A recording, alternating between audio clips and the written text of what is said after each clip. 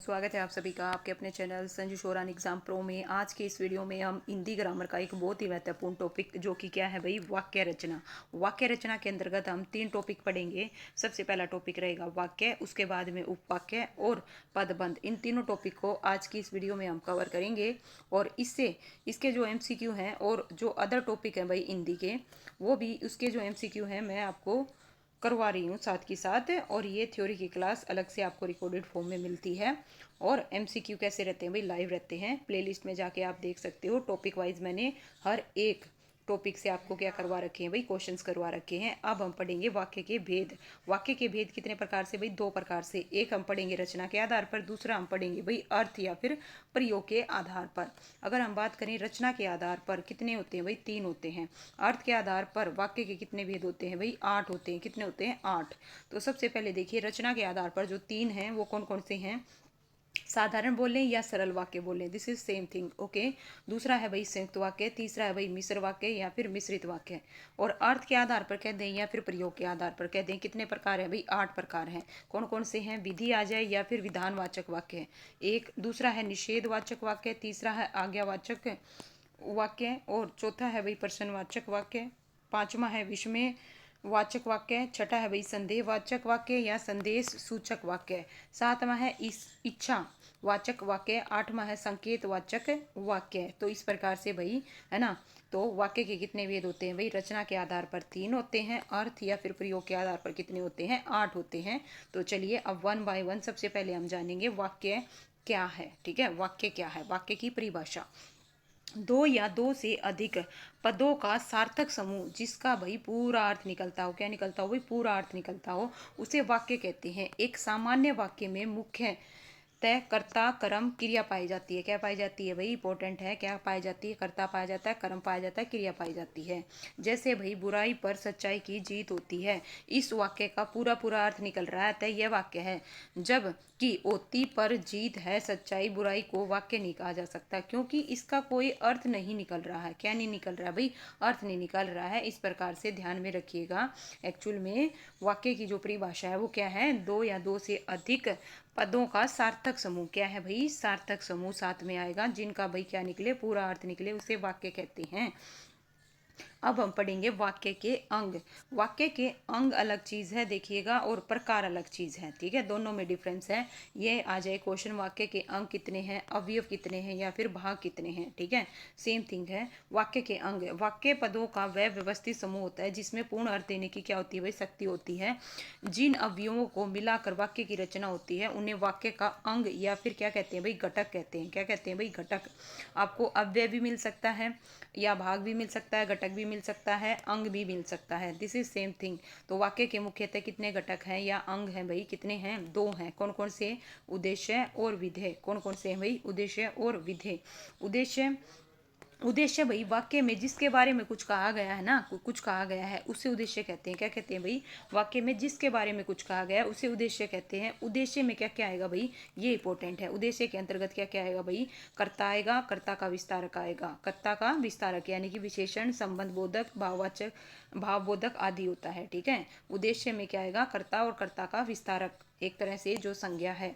ठीक है, और उसका जो विस्तारक है या फिर सर्वनाम है उसका विस्तारक है, जो भी है मतलब वो आएगा। विधेय क्या होता है भाई, विधेय वाक्य में उद्देश्य के विषय में जो कुछ बात कही जाए उसे विधेय कहते हैं। विधेय में क्रिया आएगी, क्रिया का विस्तार आएगा, क्रिया का क्या आएगा भाई, पूरक आता है। क्या आता है भाई, विधेय में क्रिया, क्रिया का विस्तार और क्रिया का पूरक आता है। अब हम उदाहरण के द्वारा इसको अच्छे से समझेंगे, देखिएगा यहाँ पे बिल्कुल अच्छे से। राम ने रावण को मारा, राम ने रावण को मारा। तो यहाँ पे अगर मैं बात करूं, दूसरा है घोड़ा दौड़ रहा है, आत्मा अमर है। तो इसमें पहली चीज तो उद्देश्य कौन कौन से हैं भाई, जो राम है, घोड़ा है, आत्मा है। तो ये क्या है भाई, उद्देश्य है। क्या है, उद्देश्य है, क्योंकि इनके विषय में बताया जा रहा है। जबकि देखिए रावण को मारा, दौड़ रहा है, अमर है, ये क्या है भाई, विधेय है। क्या है भाई, विधेय है। तो ये सब किसके अंतर्गत आएंगे भाई, विधेय के अंतर्गत आएंगे। तो वाक्य के कितने घटक या फिर अंग होते हैं, 2 होते हैं, उद्देश्य और विधेय। विधेय, दोनों को ध्यान में रखिएगा भाई, ठीक है। नेक्स्ट अब हम पढ़ेंगे किसके बारे में भाई, रचना या संरचना के आधार पर वाक्य के कितने भेद बताए थे भाई, कितने बताए थे, 3 प्रकार बताए थे। कितने बताए थे भाई, 3 प्रकार। कौन कौन से, साधारण या सरल वाक्य, दूसरा था भाई संयुक्त वाक्य, तीसरा था मिश्र या फिर मिश्रित वाक्य। अब सबसे पहले हम जानेंगे भाई साधारण वाक्य, बहुत ही आसान है साधारण वाक्य, तो ध्यान से समझिएगा। जिन वाक्यों में एक उद्देश्य क्या हो भाई, एक उद्देश्य या कर्ता हो, एक विधेय क्रिया होती है, उसे साधारण या सरल वाक्य कहते हैं। साधारण शब्दों में कहें तो जिन वाक्यों में एक ही मुख्य क्रिया हो उसे साधारण या सरल वाक्य कहते हैं। जैसे अभय पढ़ता है, तो इसमें एक ही उद्देश्य, देखो भाई उद्देश्य है और विधेय मुख्य क्रिया, जिसमें एक ही मुख्य क्रिया हो, जिसमें क्या हो भाई, एक ही मुख्य क्रिया हो। सुनील खेलता है, तो इसमें जो है ये सुनील क्या है भाई, उद्देश्य है, और विधेय क्या है भाई, खेलता है, ये मुख्य क्रिया है। तो इस प्रकार से आपको उद्देश्य और विधेय भी क्लियर हो गए होंगे। लड़का दौड़ता है, बंदर पेड़ पर चढ़ता है, मैंने लड़के को बुलाया, तो ये क्या है, सारे के सारे सरल या फिर क्या है, साधारण वाक्य हैं। अब हम पढ़ेंगे दूसरे नंबर पर किसको भाई, किसको पढ़ेंगे, मिश्रित या फिर मिश्र वाक्य को। बहुत ही इंपॉर्टेंट है भाई, ठीक है, इसको ध्यान से समझिएगा। जिन वाक्यों की रचना एक से अधिक उपवाक्यों से की जाए, किससे भाई, उपवाक्यों से, वाक्यों से नहीं, उपवाक्यों से की जाए, जिसमें एक मुख्य या प्रधान उपवाक्य हो, अन्य उसके ऊपर क्या हो भाई, आश्रित हो, यानी कि डिपेंडेंट हो, उन्हें मिश्र वाक्य कहते हैं। क्या कहते हैं भाई, मिश्र वाक्य कहते हैं।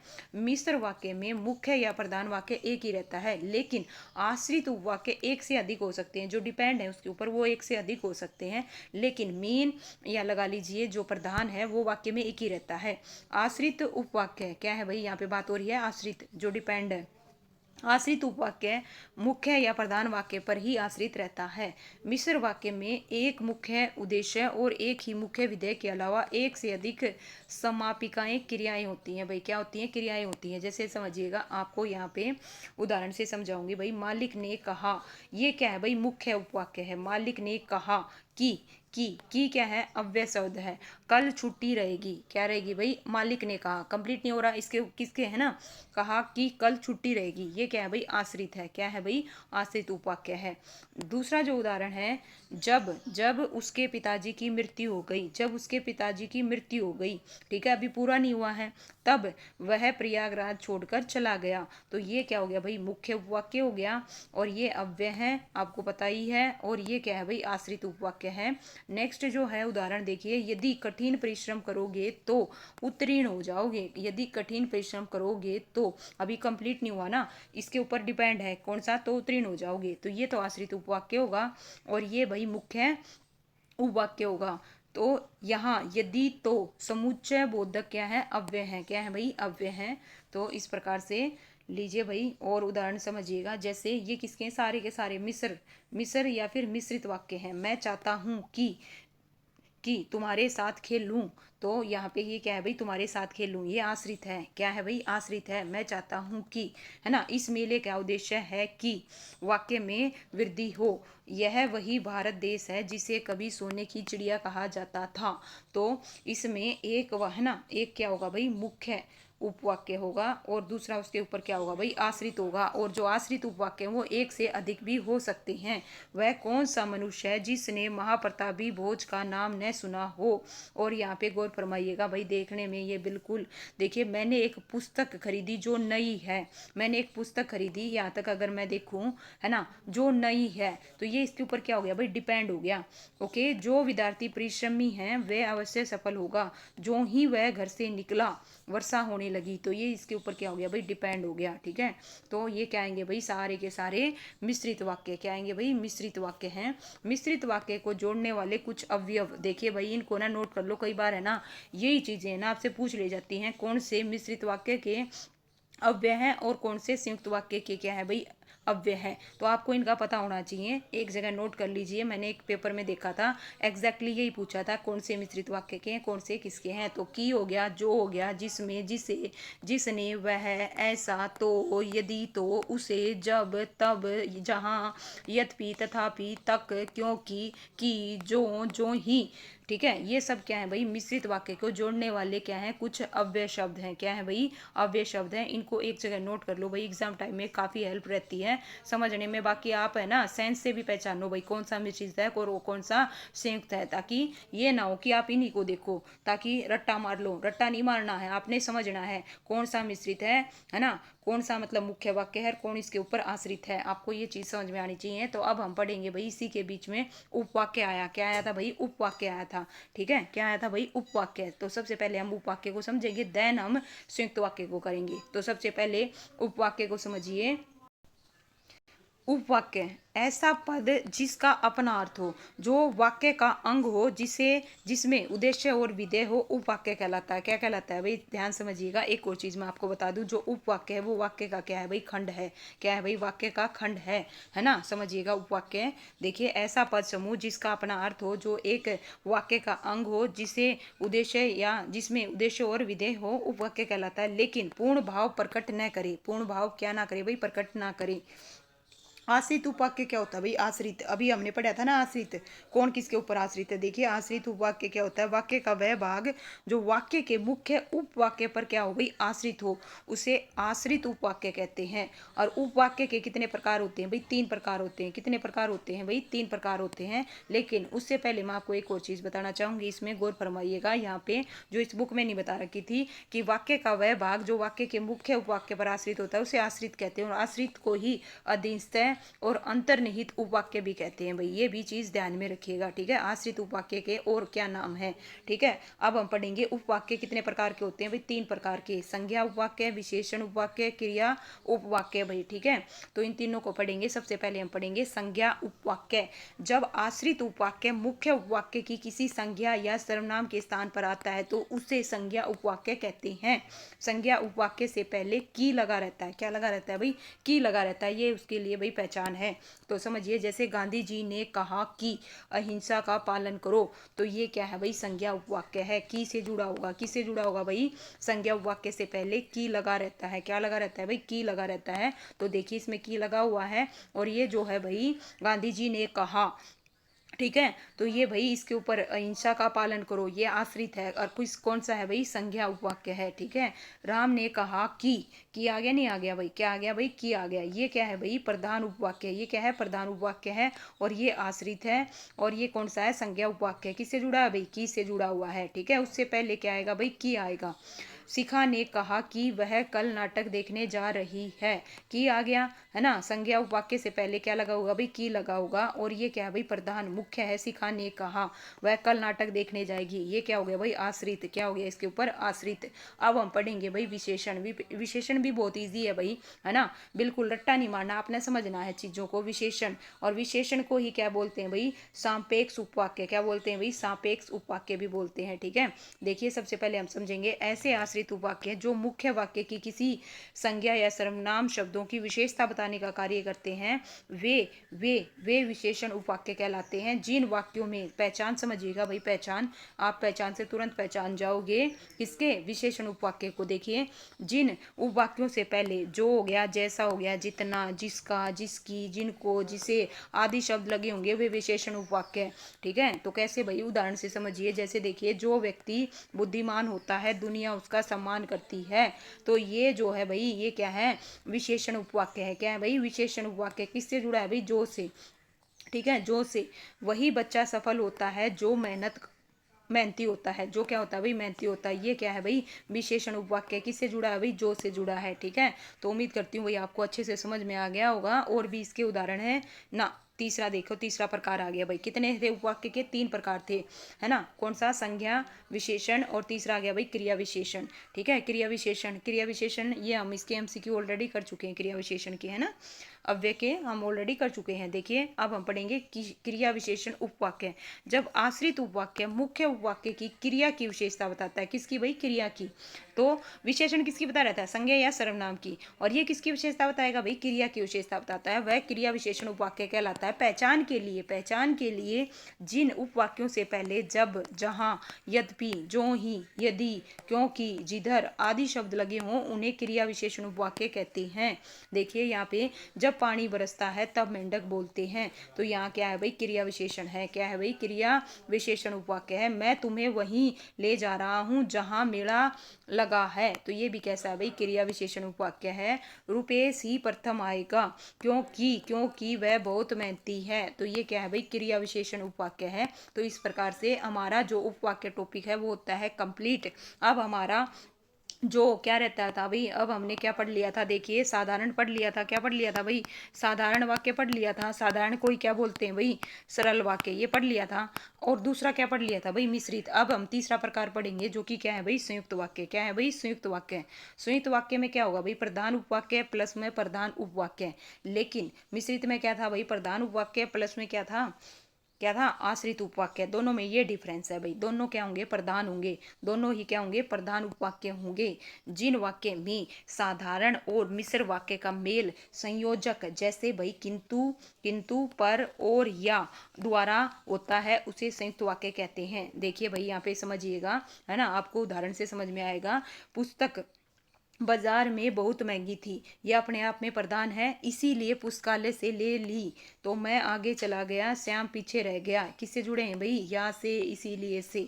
ठीक है, संयुक्त वाक्य को जोड़ने वाले शब्द भाई बहुत ही महत्वपूर्ण हैं। जैसे भाई और आएगा, तथा आएगा, इसीलिए आएगा, अन्यथा आएगा, लेकिन, वरन, एवं, या, अथवा, परंतु, चाहे, अतः, पर, किंतु, सो आदि, ये सब रहेंगे भाई संयुक्त वाक्य को जोड़ने वाले शब्द। इंपॉर्टेंट है भाई, कहीं एक जगह नोट कर लो, बढ़िया रहोगे। अब हम पढ़ेंगे भाई किसके आधार पर, अर्थ या फिर प्रयोग के आधार पर वाक्य के कितने भेद होते हैं, 8। कितने होते हैं भाई, 8। रचना के आधार पर कितने, 3। तो सबसे पहला जो प्रकार है वो है विधि या फिर विधानवाचक वाक्य। दूसरा है भाई निषेधवाचक वाक्य। तीसरा है भाई आज्ञावाचक वाक्य। चौथा है भाई प्रश्नवाचक। पांचवा है विस्मय वाचक। छठा है भाई संदेहवाचक या संदेश सूचक। सातवां है भाई इच्छावाचक या फिर संकेतवाचक वाक्य। ठीक है, तो अब इनको पढ़ेंगे भाई। सबसे पहला हमारा आया विधि या फिर विधानवाचक वाक्य। क्या होता है भाई, विधि या फिर विधानवाचक वाक्य वह वाक्य जिससे किसी प्रकार की जानकारी या सूचना मिलती हो उसे क्या कहते हैं भाई, विधान वाचक वाक्य कहलाता है। जैसे बच्चे खेल रहे हैं, ये कैसा भाई, जो भी पॉजिटिव हो गए, सार्वभौमिक हो गए, है ना, सार्वभौमिक सत्य वाले वाक्य हो गए, वो सब किसके अंतर्गत आएंगे भाई, विधानवाचक वाक्य के अंतर्गत आएंगे। दूसरा जो प्रकार था भाई अर्थ के आधार पर निषेधवाचक वाक्य। जिन वाक्यों से किसी भी प्रकार के कार्य के न होने का भाव प्रकट हो, क्या हो भाई, न होने का भाव प्रकट हो, उसे निषेधवाचक वाक्य कहते हैं। जैसे मैं आज विद्यालय नहीं जाऊंगा, तो ये क्या कहलाएगा, निषेधवाचक वाक्य कहलाएगा। ये आसान है भाई, ठीक है, आपको स्पष्ट दिख जाएंगे। आज्ञावाचक वाक्य। आज्ञावाचक वाक्य क्या होता है भाई, ठीक है, जिस वाक्य के द्वारा किसी भी प्रकार की आज्ञा दी जाती है या प्रार्थना की जाती है वो आज्ञावाचक वाक्य कहलाता है। जैसे अभिषेक पुस्तक लाओ, क्या है भाई, है ना, आज्ञावाचक, इजी है ना। चलिए अब हम पढ़ेंगे किसके बारे में भाई, प्रश्नवाचक। प्रश्नवाचक भी बहुत इजी है। वह वाक्य जिसके द्वारा किसी प्रकार का प्रश्न किया जाता है उसे प्रश्नवाचक कहते हैं। लास्ट में क्या मिलेगा भाई, प्रश्नवाचक वाक्य का चिन्ह मिलेगा, प्रश्न चिन्ह, है ना।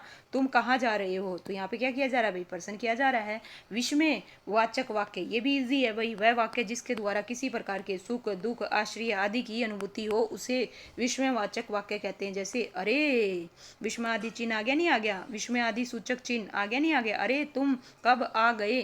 तो इस प्रकार से भाई ध्यान रखिएगा, ये क्या है, विस्मयवाचक वाक्य है। अब भाई जो ज्यादातर कंफ्यूज होते हैं ये हैं भाई कंफ्यूज वाले, ठीक है। एक तो छठा है और एक आठवां, इन दोनों को ध्यान में कर लेना। यहाँ से क्वेश्चन बहुत पूछे जाते हैं, यहाँ बच्चे गलती करके आते हैं, फिर ये मत कहना बताया नहीं था। तो जैसा कि नाम सही है, संदेहवाचक वाक्य। क्या है भाई, संदेहवाचक वाक्य, ऐसा वाक्य जिससे किसी भी प्रकार का संदेह प्रकट हो। क्या प्रकट हो भाई, संदेह। संदेहवाचक वाक्य कहलाएगा। इसमें भाई शायद लास्ट में होगा, होगी, हो। देखो शायद पिताजी आ गए, है ना, आ जाएं, शायद कल निकुंज यहाँ आए। तो इस प्रकार से भाई शायद, है ना, संदेह, संदेह बना रहेगा भाई, ठीक है, संदेह प्रकट हो वहां पे क्या होगा, संदेहवाचक।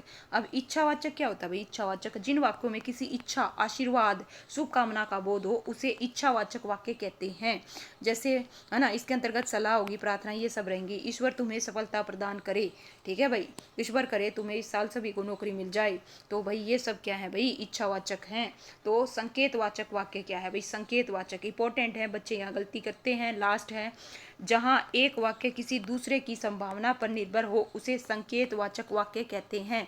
ये भाई तो की, है ना, शर्त आ जाए यदि अगर, है ना। देखिए यदि अगर तो किस प्रकार से भाई, उदाहरण से देखो, पानी न बरसता तो धान सूख जाता, तो यहाँ पे बात हो रही है कंडीशन की, शर्त की, ठीक है। अगर ऐसा होता तो ऐसा हो जाता, ठीक है। संकेतवाचक, यहाँ एक वाक्य दूसरे की संभावना पर निर्भर करता है। आपने बुलाया होता तो वह अवश्य आते, तो इस प्रकार से ये किसके अंतर्गत आएंगे भाई, संकेतवाचक। तो कंफ्यूज नहीं होना, संकेतवाचक में संदेह में बिल्कुल डाउट क्लियर कर दिया। फिर भी आपका कोई डाउट रहता है तो कमेंट करके भाई जरूर बताइएगा, है ना।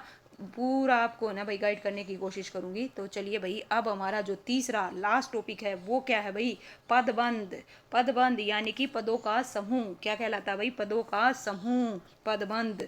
तो डॉक्टर हरदेव भारी के अनुसार भाई, वाक्य के उस भाग को जिसमें एक से अधिक पद परस्पर संबंध होकर अर्थ देते हो किंतु पूरा अर्थ नहीं देते, उससे क्या कहते हैं भाई, पदबंध या वाक्यांश कहते हैं। क्या कहते हैं भाई, वाक्यांश कहते हैं, ध्यान रखिएगा। और ये कितने प्रकार के, 5 प्रकार के।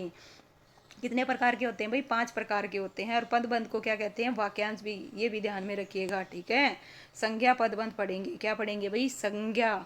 जब एक से अधिक पद मिलकर वाक्य में संज्ञा का कार्य करें उसे संज्ञा पदबंध कहते हैं। तो इसमें क्या मिलेगा भाई, जो भी पद समूह है प्लस में संज्ञा, तो वो संज्ञा पदबंध कहलाएगा। क्या कहलाएगा भाई, संज्ञा पदबंध कहलाएगा, है ना। समझिए, जब एक से अधिक पद मिलकर वाक्य में संज्ञा का कार्य करेंगे, किसका, संज्ञा का। देखो पद समूह आएगा पहले, फिर संज्ञा आएगी, तो वो संज्ञा आपको क्या मिलेगा भाई, अंडरलाइन कर रखा मिलेगा यहाँ तक। जैसे सपोज 4 ताकतवर मजदूर काम कर रहे हैं, तो लास्ट वाला आपने देखना है, ये क्या है भाई, मजदूर हो गया, रावण हो गया, गुब्बारा हो गया, ठीक है। तो राष्ट्रपति हो गया, दशरथ हो गया। लास्ट वाला ये देखना जहाँ पे वाक्य, जहाँ पे ये पद समूह क्या हो रहा है भाई, खत्म हो रहा है, जहाँ पे क्या हो रहा है भाई, खत्म हो रहा है। देखो यहाँ पे, ठीक है, ये जो डार्क कर रखे हैं भाई, हाईलाइट है स्पेशली, है ना। ये देखो, ये जो लास्ट में आ रहा है, क्या आ रहा है लास्ट में, इनके मजदूर, रावण, गुब्बारा, राष्ट्रपति, दशरथ, ये क्या है, संज्ञा है। क्या है भाई, संज्ञा है। तो इसमें जो संज्ञा पदबंध है इसके अंतर्गत ये पूरा आ जाएगा भाई, ठीक है, ये पूरा कंप्लीट आएगा इसके अंतर्गत, ठीक है। तो इस प्रकार से भाई वो आपको ना अंडरलाइन करके पूछेगा क्वेश्चन, बाकी कल इसके क्वेश्चन करेंगे ना तब आपको पता भी चलेगा भाई। प्लेलिस्ट में आप जाके देखिएगा, जैसे 4 ताकतवर मजदूर, लंका के राजा रावण, और इसके अलावा भाई जस्ट 1 मिनट अभी, है ना, और आसमान में उड़ता गुब्बारा, भारत के राष्ट्रपति, अयोध्या के राजा दशरथ, ये संज्ञा पदबंध है। लेकिन सर्वनाम पदबंध में क्या आएगा भाई, देखो अब आपको ना बिल्कुल क्लियर कट समझ में आ जाएगा। सर्वनाम पदबंध है जब एक से अधिक पद मिलकर वाक्य में सर्वनाम का कार्य करें, उसमें तो संज्ञा का, इसमें किसका करेंगे, सर्वनाम का करेंगे ओबियसली। इसमें पद समूह और लास्ट में क्या मिलेगा, सर्वनाम मिलेगा। देख लो, आ जाओ समझो, मुझे भाग्य को, ठीक है, मत मारो, तो कक्षा में शोर मचाने वाले तुम, भाग्य की मारी तुम अब कहाँ जाओगी। तो इसमें वही लास्ट में जो मिलेगा, देखिए ध्यान से समझिएगा, है ना, तुम हो गया ये सब। देखो, मुझ अभाग्य को, कक्षा में शोर मचाने वाले तुम, भाग्य की मारी तुम, ये सर्वनाम पदबंध है। क्या है भाई, सर्वनाम पदबंध है। अब जो तीसरा प्रकार पढ़ेंगे वो क्या है भाई, विशेषण। विशेषण पदबंध जब एक से अधिक पद मिलकर संज्ञा या सर्वनाम के विशेषण के रूप में कार्य करते हैं, संज्ञा या सर्वनाम के विशेषण के रूप में कार्य करते हैं, उसे विशेषण पदबंध कहते हैं। जैसे यहाँ पे भाई इसको आपको दिया मिलेगा, ऐसे कर रखा होगा, ठीक है। आप ये, आपसे ये पूछेगा इसके अंतर्गत बताओ कौन सा पदबंध है, तो आपने क्या करना है भाई, कुल 4 मजदूर। तो यहाँ पे मजदूर की क्या बताई जा रही है भाई, है ना, विशेषता कितने हैं भाई, कुल 4 हैं। तो रेलगाड़ी, तेज चलने वाली गाड़ी, कैसी भाई, तेज चलने वाली गाड़ी, है ना। अब वह कहाँ जाए, किस्मत का मारा, किस्मत का मारा, तो उसकी विशेषता बताई जा रही है, किसकी, वह की। कुल 4 तेज चलने वाली, किस्मत का मारा, ये विशेषण पदबंध है भाई। क्या है, क्या है, विशेषण, ठीक है। और क्रिया भाई, बहुत इजी, क्रिया। क्रिया पदबंध जब एक से अधिक पद मिलकर क्रिया के रूप में कार्य करते हैं उसे क्रिया पदबंध कहते हैं। इसमें संयुक्त क्रिया जो होगी ना, संयुक्त क्रिया होगी, वो लगा लो क्रिया पदबंध है। वह पढ़कर सो गया, ठीक है, जा सकता है, वह राम कहाँ जा सकता है, गायक गीत गा रहा है। तो इस प्रकार से ये जो पीछे ऐसे आपको ना ये जो डार्क कर रखे हैं भाई, ऐसे करके पूछेगा, अंडरलाइन दे देगा, रेखांकित करके दे देगा, पूछेगा इसके अंतर्गत कौन सा है। तो जो संयुक्त क्रियाएं होगी, है ना, जो ये लगा लो भाई क्रिया के रूप में कार्य करते हैं, उन्हें क्या कहते हैं, क्रिया पदबंध कहते हैं। तो ये सब क्या आएंगे, क्रिया पदबंध आएंगे। अब ज़्यादातर जो कन्फ्यूजन होता है वो किस में होता है भाई, क्रिया विशेषण पदबंध में होता है। किसी भी वाक्य में क्रिया विशेषण का कार्य करने वाले पदबंध क्रिया विशेषण पदबंध कहलाते हैं। तो इसमें देखो भाई पद समूह में से आ जाए, देखो मैंने ये आपको ना अव्यय जब कराया था ना आपको पता चल जाएगा। इसमें देखो पद समूह में से कहाँ, कैसे, कितना, किधर, कब का उत्तर मिले ना, ये समझ जाओ वहाँ पे क्या है, क्रिया विशेषण पदबंध है। इस मकान की छत के ऊपर, है ना, कहाँ, ऊपर, कहाँ, कहाँ का भी मिलेगा, है ना, पूरा गांव दिखता है। इस प्रकार से आपको अंडरलाइन कर रखा होगा, ठीक है। तो समझ जाना भाई, देखो यहाँ पे आपको ना दिखेगा भी, ये सारे के सारे क्या हैं, अव्यय हैं।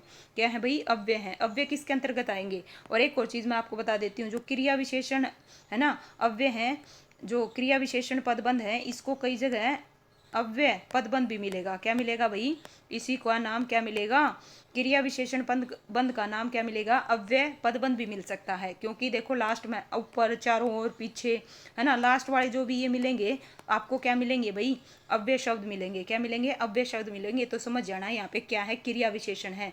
क्योंकि क्रिया विशेषण है, अव्यय क्या होते हैं भाई, जिनमें लिंग वचन का कोई प्रभाव नहीं पड़ता। जैसे ऊपर हो गया, और हो गया, पीछे हो गया, तो ये पूरे आएगा। फिर ये क्रियाबंध में ये पूरा आएगा। इस मकान की छत के ऊपर से पूरा काम दिखता है। कहाँ से भाई, है ना, इस मकान की छत के ऊपर से, ये पूरा आएगा फिर इसके अंतर्गत, क्रिया विशेषण के अंतर्गत, ठीक है।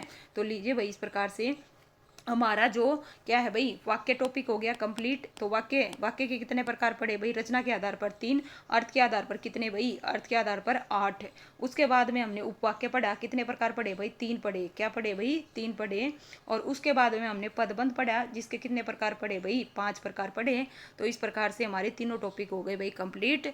तो भाई कल करेंगे इसके एमसीक्यू भाई, और पिछले जो टॉपिक जितने भी हैं वो सब मैं आपको करवा चुकी हूँ। प्लेलिस्ट में आप टॉपिक वाइज भाई देख सकते हो। बड़े अच्छे से हमने क्वेश्चंस को किया है, जो आपकी काफ़ी हेल्प करेंगे। जितने भी कॉम्पिटिटिव एग्जाम होते हैं जहाँ हिंदी आती है भाई, उन सभी के लिए, है ना, बहुत ही महत्वपूर्ण है। कम से कम टाइम में आपको ज़्यादा से ज़्यादा क्वेश्चन करवाए जाते हैं। तो भाई उम्मीद करती हूँ आपको ये सेशन पसंद आया होगा। किसी भी बच्चे का कोई भी टॉपिक के रिगार्डिंग कोई भी डाउट रहता है तो प्लीज़ कमेंट करके ज़रूर पूछिएगा, मैं आपको ज़रूर बताने का, है ना भाई, बताऊंगी। और इसके अलावा भाई वीडियो ने लाइक कर दो, चैनल को सब्सक्राइब कर लो। Thank you so much.